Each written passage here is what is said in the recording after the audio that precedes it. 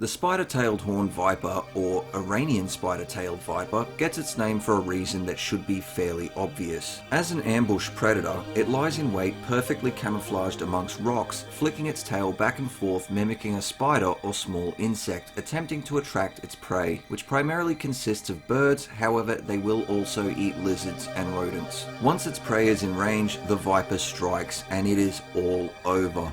The spider-tailed horned viper may not be the most venomous snake in the world, but it certainly is a fascinating one.